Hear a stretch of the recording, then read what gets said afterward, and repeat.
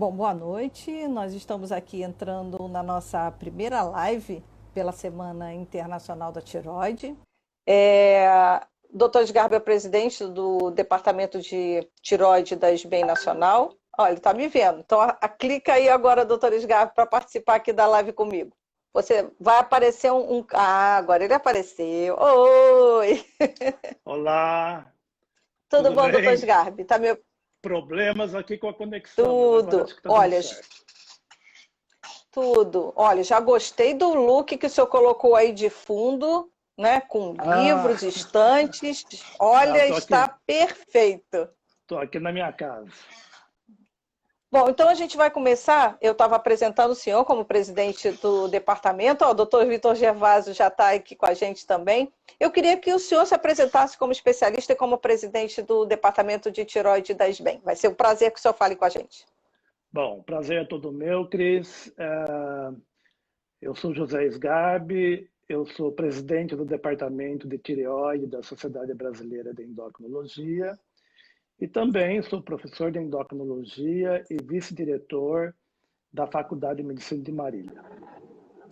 Bom, a gente estava conversando antes para poder passar essas informações para vocês, e antes da gente falar sobre o tema exatamente da campanha da Semana Internacional da Tireoide deste ano, que é Tireoide e Covid-19, a gente sabe que a gente recebe muitas perguntas e uma delas é muito frequente, que é assim: doutor, eu tenho tireoide, e agora? E aí, olha, com a palavra para explicar essa grande dúvida que acontece com os pacientes, e aí o senhor dá para o senhor explicar para a gente.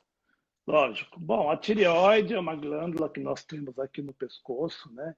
Abaixo dessa cartilagem que é conhecida como pomo de Adão. E ela tem uma importância muito grande para o nosso organismo, porque os seus hormônios, o T4 e o T3, atuam praticamente em todos os tecidos, em todos os órgãos, né? Eu costumo comparar a tireoide com o maestro de uma orquestra, onde você tem todos os músicos com seus instrumentos, mas você precisa do maestro. Ele que faz, ele que dá o ritmo, ele que faz a harmonia, faz os arranjos para que todos toquem filarmonicamente. É o que a tireoide faz com o nosso organismo. Ela controla todo o organismo, faz com que todo ele trabalhe em harmonia, coração, pulmão, cérebro, enfim, todos os órgãos. Então, esses hormônios, eles têm uma importância muito grande em todas as fases da vida, desde a reprodução, a gravidez, o desenvolvimento, puberdade e na nossa vida adulta. E quando a tireoide tem alguma disfunção, as mais frequentes é quando ela aumenta muito a produção de hormônio, e aí você vai ter o hipertiroidismo e todo o nosso organismo vai ficar acelerado. E o contrário, o hipotiroidismo, que aliás é a disfunção tiroidiana mais comum, no Brasil muito frequente, afeta em torno de 10% da população.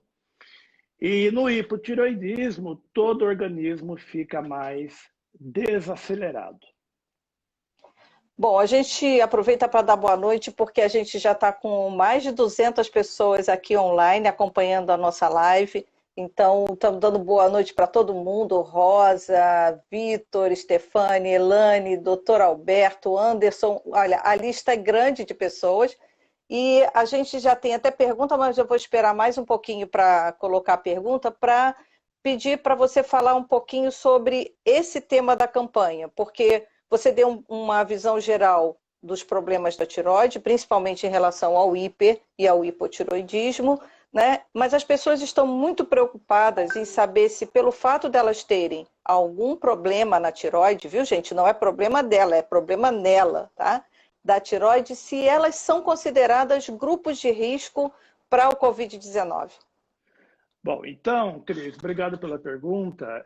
O departamento de tireoide, né, anualmente, ele faz uma campanha que é nacional, que envolve os endocrinologistas do Brasil todo, principalmente aqueles associados da SBEM, a Sociedade Brasileira de Endocrinologia, a quem eu aproveito, estou vendo aí que muitos deles estão aí online, a quem eu aproveito e agradeço a participação aqui e o envolvimento bastante engajado com a campanha da Semana Internacional da Tireoide. Hoje, 25 de maio, é o Dia Internacional da Tireoide, e nós estávamos já desde janeiro, fevereiro, com a campanha pronta, que esse ano o tema seria a tireoide e o coração, já que a tireoide tem uma importância muito grande, com uma conexão muito grande com o coração, e muitos não sabem.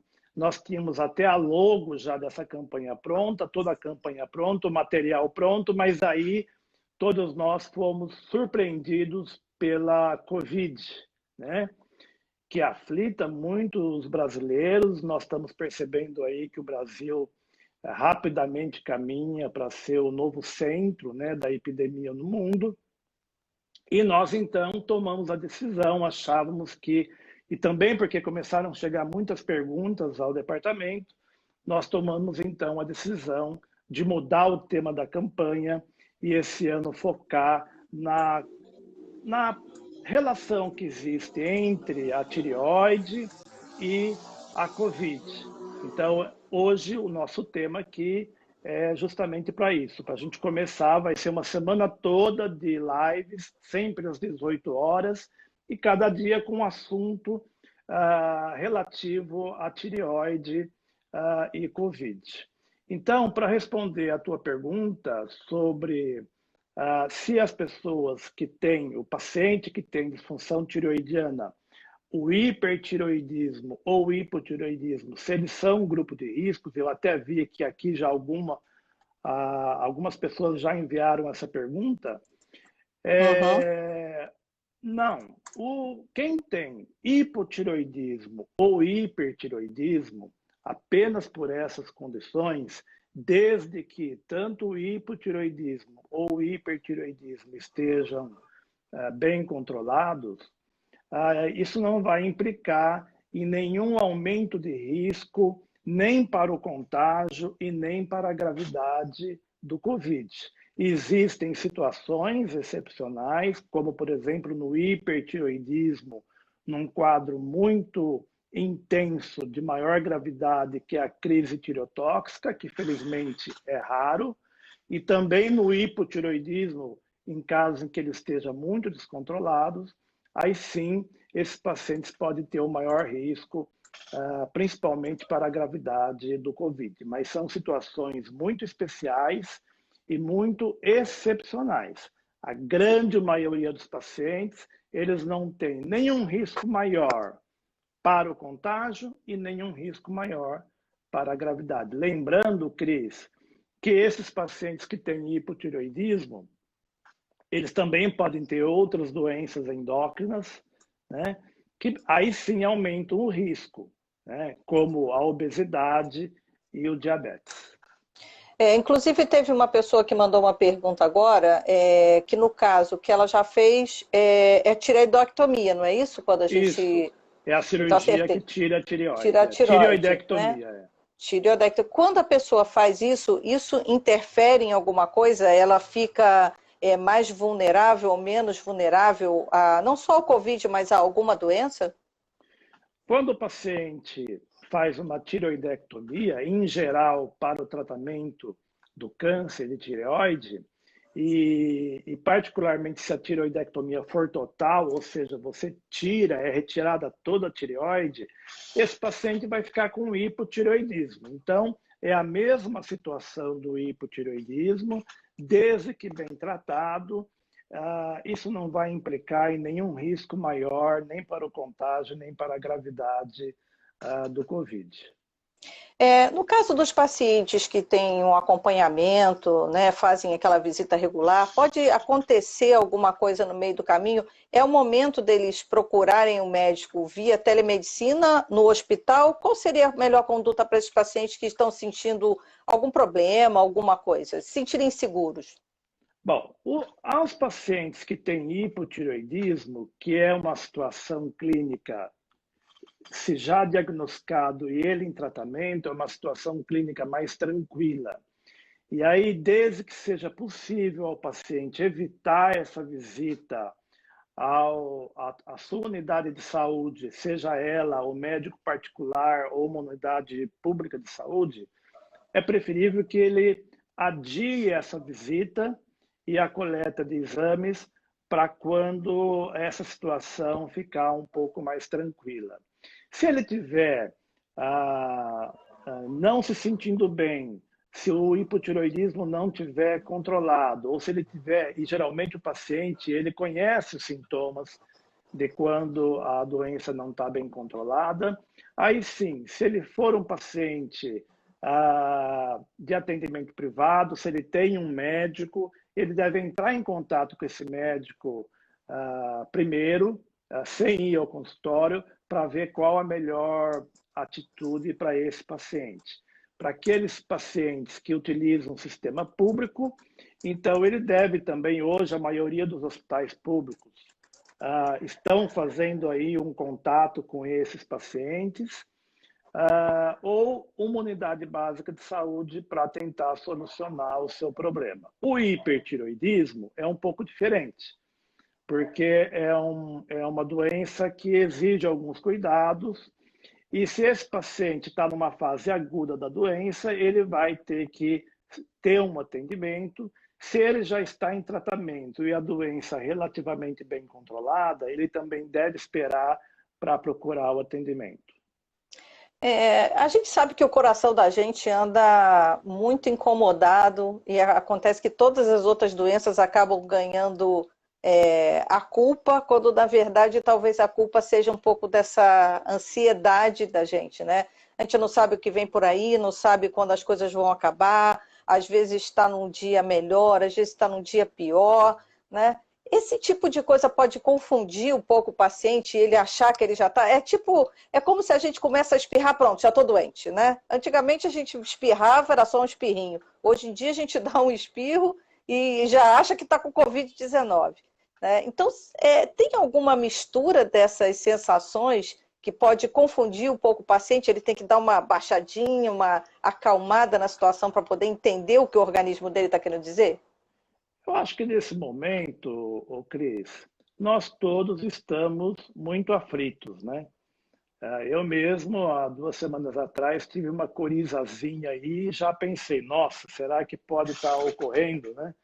Mas o Exatamente. que nós precisamos é ter paciência, ter tranquilidade e aguardar, né? Então, no meu caso, que eu estava com a coriza, um dia apenas, no outro dia não tinha mais nada, então era apenas um sintoma passageiro. A gente tem que entender que agora nós estamos entrando aqui num clima mais frio no Brasil, e esses resfriados comuns, ou gripes, né? O HN1N1, por exemplo, eles são frequentes também nessa fase. Aqui no interior de São Paulo, nós estamos tendo, por exemplo, uma epidemia de dengue, né? Que é uma outra situação clínica que pode se confundir com os sintomas do Covid.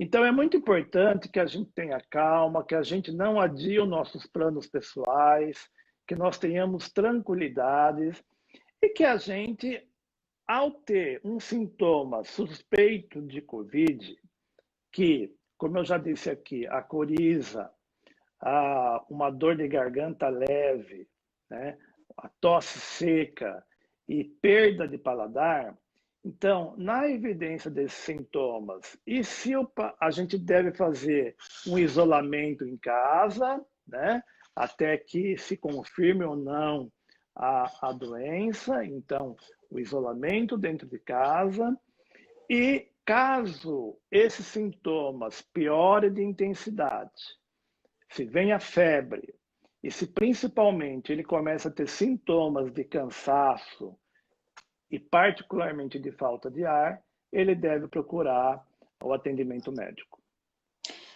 Teve uma pessoa que fez uma pergunta aqui interessante, que eu acho que é uma coisa bastante comum que a gente já tem ouvido, que é o seguinte: fez um exame e diagnosticou um hipotiroidismo no exame de sangue. Nesse momento, ele consegue aguardar até ir para um atendimento médico? Ele tem uma urgência de fazer esse atendimento médico? Qual é o procedimento ideal para ele poder a pessoa ficar tranquila? Então, aí vai depender muito do resultado do exame e de como ele estiver se sentindo clinicamente. Então, na suspeita tanto do hiper quanto do hipotireoidismo, o exame mais importante vai ser o TSH. E, em geral, níveis de TSH até 10, esses pacientes são usualmente assintomáticos ou muito pouco sintomáticos, e nenhuma atitude imediata vai ser necessária para esse paciente. Para aqueles pacientes com níveis mais elevados de TSH, acima de 10 ou 15, e principalmente se eles tiverem alguma comorbidade, como alguma doença prévia cardiovascular, ou um fator de risco cardiovascular mais elevado, esse paciente ele deve entrar em contato com o seu médico que solicitou esse exame para conversar com ele sobre a melhor conduta naquele momento. O hipertireoidismo, principalmente aquele hipertireoidismo manifesto, o hipertireoidismo já com sintomas, em que o TSH vai estar bem diminuído, em geral abaixo de 0,1. Então, no hipotireoidismo, o TSH, que é o hormônio aqui da hipófise, que é uma glândula que fica aqui no cérebro, essa glândula, ela controla a tireoide. Então, quando a tireoide não está produzindo hormônio adequadamente, que é o hipotireoidismo, o TSH aumenta. Quando a tireoide perde o controle e começa a produzir muito hormônio, a hipófise tenta frear a produção de hormônio e diminui o TSH. Então, no hipertireoidismo, que é uma condição que geralmente é mais sintomática e que às vezes o paciente tem palpitação, muito calor, irritação, uma instabilidade emocional, insônia e perda de peso. Então, nessa situação clínica, ele vai precisar de um tratamento. E daí ele vai ter que entrar em contato com o médico e possivelmente ele vai ter que agendar uma visita médica. E, vejam, a visita médica ela não está proibida. O que a gente precisa é fazer a visita médica quando realmente necessário. Se está em dúvida, entre em contato com o seu médico ou com os vários call centers, né, de atendimento à população, como, por exemplo, do Ministério da Saúde. A maioria aí dos governos estaduais estão fazendo teleatendimento também para esclarecimento de dúvidas. Aqui em Marília, nós temos também da Faculdade de Medicina, em que a gente faz o atendimento para o esclarecimento de dúvidas. Então, a visita médica, quando necessária, não é proibida e a gente deve tomar os cuidados.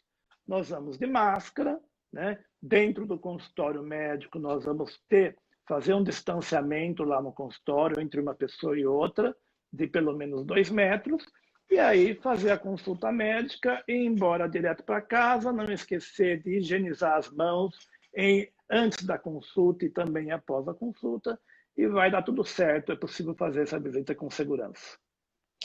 Doutor Sgarbi, para dar uma noção para o senhor, a gente tem perguntas variadas, tanto do nível da população como níveis mais técnicos, né? Então, a gente, Muito por bem, exemplo... Vamos a elas. Vamos a elas.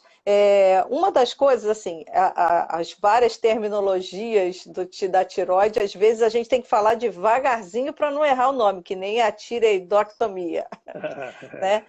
Uma das perguntas foi sobre o hipoparatiroidismo, né? Essa era uma pergunta que eu gostaria que o senhor explicasse um pouquinho sobre isso. E tem uma pergunta um pouco mais técnica, ó, paciente com carcinoma papilífero de tireoide com risco intermediário de TSH dentro da faixa terapêutica e devido a isso, com o TSH abaixo dos valores de referência, entraria como fator de risco? Nossa Senhora, tem que respirar para perguntar. Bom, então, a primeira pergunta foi sobre o hipoparatireoidismo. Bom, o Isso. hipoparatireoidismo, na verdade, a relação que existe com a tireoide é mais de vizinhança, né? São duas glândulas que são vizinhas íntimas. A paratireoide é uma glândula bem pequena, tamanho de uma ervilha, né? E existem 4 paratireoides e elas se localizam, elas se alojam atrás da tireoide, bem íntima, muro a muro, né?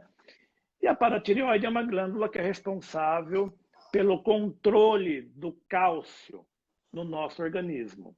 Então, ela produz um hormônio, que é o paratormônio, não tem nada a ver com a tireoide, elas são independentes. Lógico que quando a tireoide está com um problema, ela pode afetar também a paratireoide, mas a paratireoide, da mesma forma que a tireoide, em geral, os pacientes que têm hipoparatireoidismo, que é a diminuição da produção do PTH, ou porque a paratireoide ficou doente, ou mais frequentemente porque ela foi retirada, isso não vai aumentar o risco desse paciente contrair a doença e nem vai aumentar o risco de gravidade da doença. Em relação já ao carcinoma papilífero da tireoide, essa pergunta, obviamente, é uma pergunta médica, e eu aqui vou fazer um suspense e convidar o nosso colega a assistir a live específica de câncer de tireoide, que vai ser que dia, Cris? Ah, peraí, vamos ver aqui. Deixa Veja eu ver a aí. programação. Deixa eu pedir aqui para o pessoal. Eu já digo agora no finalzinho qual vai ser a nossa programação certinha. Ótimo, com a doutora Fernanda Weisman, Quarta-feira. Lá do Rio de Janeiro. Vai ser quarta-feira. Imperdível. Imperdível. E eu acho, Cris, que você já começa a live com essa pergunta, porque eu vou deixar aqui em suspense para a doutora Fernanda responder. Olha, também a doutora Valéria entrou da nossa live também, já dá uma boa noite para ela. E eu acho interessante essas nossas conversas, porque é o seguinte, a gente vai conseguindo explicar certas terminologias para os pacientes. Então, por exemplo, quem entrou mais no meio e que não viu o início da sua apresentação, fez uma pergunta assim, por que tem tantos casos de tireoide no Brasil? A gente não tem casos, todo mundo tem tireoide, a população inteira tem tireoide, né? Com exceção de quem fez a cirurgia. E aí perguntou quais eram as complicações, as doenças do hipotiroidismo. Na verdade, acho que a pergunta seria quais eram os sintomas que a pessoa sente no hipotiroidismo, que também foi abordada pelo senhor no início da live, não é isso? Dá um alô para a gente. Mas eu acho que é importante, talvez, esclarecer que, eu não sei se foi esse o objetivo da pergunta, mas o hipotireoidismo, ele pode estar associado, ele pode se associar com uma série de complicações, né? Além dos sintomas, os quais os mais comuns são o cansaço, o desânimo, a sonolência excessiva, o sono não reparador, a pessoa já acorda cansada, como se não tivesse tido uma noite boa de sono, a lentificação do raciocínio, o prejuízo da memória, ressecamento de pele, de cabelos, unhas fracas, o intestino pode ficar mais preso, alterações menstruais, enfim, esses são os principais sintomas do hipotireoidismo. Mas o que poucas pessoas sabem,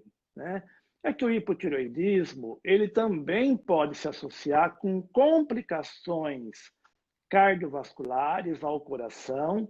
Então, tanto o hipo quanto o hipertireoidismo podem aumentar o risco cardiovascular, aumenta o risco de insuficiência cardíaca, aumenta o risco de infarto agudo do miocárdio, principalmente o hipotireoidismo, e o hipertireoidismo, que os sintomas, como eu já falei aqui, palpitação, taquicardia, transpiração excessiva, muito calor, perda de peso apesar do aumento do apetite, insônia, agitação, os sintomas opostos ao hipotireoidismo. Então, no hiper, Também esses pacientes têm um risco cardiovascular elevado, principalmente por arritmia cardíaca, e entre elas a fibrilação atrial. Também é muito importante, existe uma conexão muito grande da tireoide com a gravidez. Os hormônios tireoidianos são muito importantes, tanto para a fertilidade, quanto para uma gravidez normal, quanto para o desenvolvimento adequado do feto. Então, as disfunções tireoidianas, principalmente o hipotireoidismo, pode dificultar a fertilidade, é uma causa de infertilidade, e pode também, se não diagnosticado e não tratado durante a gestação, trazer complicações para a gravidez e depois consequências para o feto. Bom, de uma forma geral, a gente deu um balanço bastante grande, a gente tem ainda algumas perguntas que chegaram, e o que dá para perceber nas perguntas, doutor Sgarbi, é que assim, várias pessoas que estão colocando, por exemplo, bócio mergulhante, que está falando aqui, né? Problemas de paratireoide, problemas de tireoide, hipotireoidismo, as pessoas estão bastante preocupadas se algum desses problemas podem piorar um quadro, no caso, se a pessoa contrair um Covid-19, né? Um novo coronavírus. Eu acho que, de uma forma geral, pelas perguntas...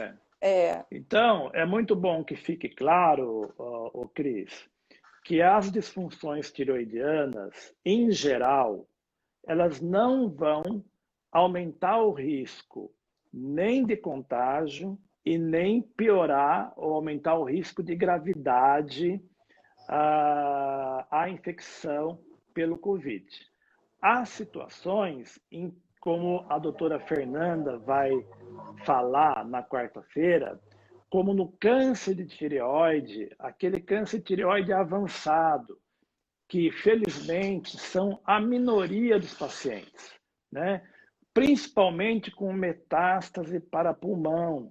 Esses pacientes, obviamente, eles têm um risco maior de gravidade da infecção pelo Covid. Mas eu novamente convido a todos para quarta-feira, que a doutora Fernanda vai falar com mais detalhes sobre, particularmente, esses pacientes com câncer de tireoide mais avançado, principalmente com metástase pulmonar, e que eles podem realmente ter um risco de maior gravidade para a infecção Covid.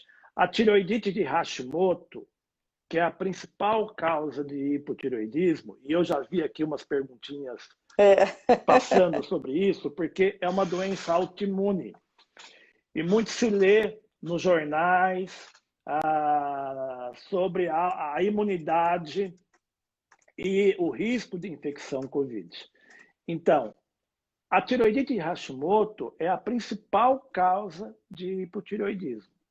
Então, é uma doença autoimune, ou seja, o meu organismo, o meu sistema de defesa, ele passa a produzir um anticorpo, um soldadinho, para destruir a minha tireoide, porque, por uma série de razões, ele está reconhecendo a minha tireoide como sendo imprópria, como não sendo minha. Então, ele vai tentar destruir aquela tireoide. E essa é a principal causa de hipotireoidismo.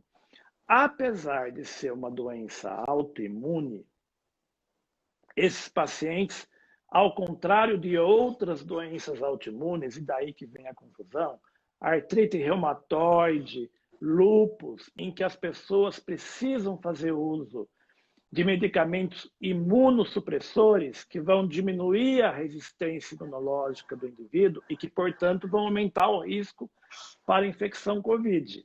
Isso não acontece na tireoidite de Hashimoto, no hipotireoidismo de Hashimoto. Não, o tratamento com levotiroxina não diminui a imunidade e, portanto, esses pacientes não têm um risco maior de gravidade. Há situações, Cris, e aqui mais um convite, nós vamos ter uma live específica para discutir sobre transtornos oculares que ocorrem nas disfunções tireoidianas, como no hipertireoidismo de Graves. E aí sim, quando essa doença ocular tiver uma maior gravidade, vai ser necessário o uso de corticoide, que pode diminuir a defesa do organismo. Então, o Dr. João Maciel Martins, eu acho que essa live vai ser na sexta-feira, se não me falha a memória. A gente vai colocar essas informações de todas elas quando acabar. Ele vai falar especificamente sobre esse tema. Inclusive, para as perguntas que vieram sobre hipo e hipertiroidismo, a live de amanhã, sempre às 6 horas, tá, gente? Até o sábado, todos os dias, é para esclarecer essas questões também. Porque hoje a gente teve uma quantidade boa de perguntas, grande, acho que foram vários esclarecimentos, a gente já está até com 18 minutos e 36 aqui, doutor Gabi, fechamos o compartilhamento de conteúdo para vocês. A gente agradece aí todo mundo, já vimos muitos agradecimentos dizendo que a sua didática na hora de explicar, né, sobre as questões foi muito boa, muitos agradecimentos, inclusive para os médicos que são associados da SBEM, que estão na live, vai ter também uma palestra online durante a semana.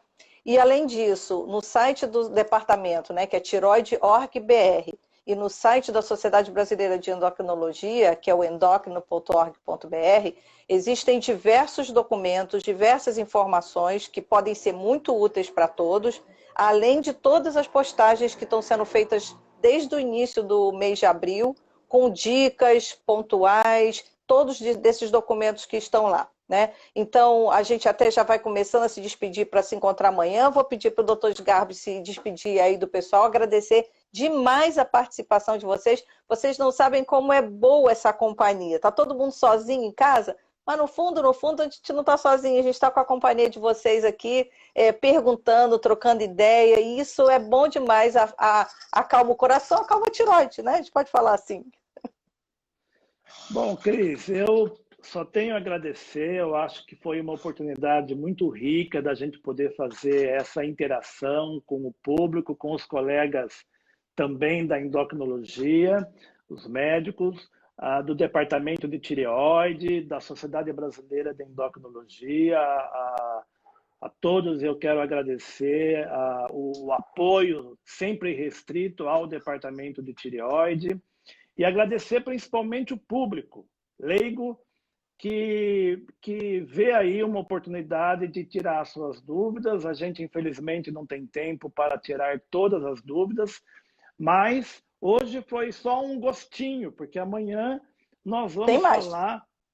e amanhã é sobre hipotireoidismo e hipertireoidismo, com mais detalhes do que nós falamos hoje. Eu estou vendo aqui uma série de colegas que estão interagindo conosco. A todos eu quero agradecer essa oportunidade, agradecer, Cris, a você aí, que sempre toda a prestação de serviço, o apoio que a DCPRES tem dado para a Sociedade Brasileira de Endocrinologia, o Departamento de Tireoide Especial. Lembrando que hoje, então, essa live, ela marca a abertura da Semana Internacional de Tireoide, e hoje é o dia 25 de maio, o Dia Internacional da Tireoide. E isso tem uma importância muito grande, porque aqui no Brasil nós temos uma prevalência, uma frequência muito elevada de disfunções tireoidianas na população geral. Os estudos populacionais aí mostram em torno de 14 a 17, 18% da população tem alguma disfunção tireoidiana, sendo a mais prevalente o hipotireoidismo, em cerca de 10%. Então, é uma disfunção muito frequente, Cris. Daí a importância da gente levar, né, mais conhecimento, divulgar os conhecimentos da tireoide para a população geral.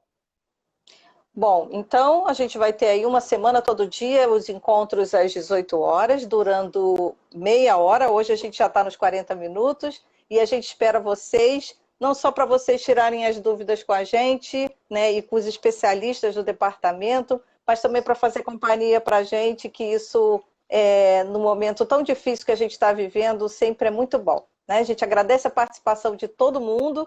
Obrigada, doutor Sgarbi. E amanhã a gente está de volta aqui às 6 horas do mesmo bate-horário, no mesmo bate-canal, hein? Eu que agradeço. Um beijo a todos.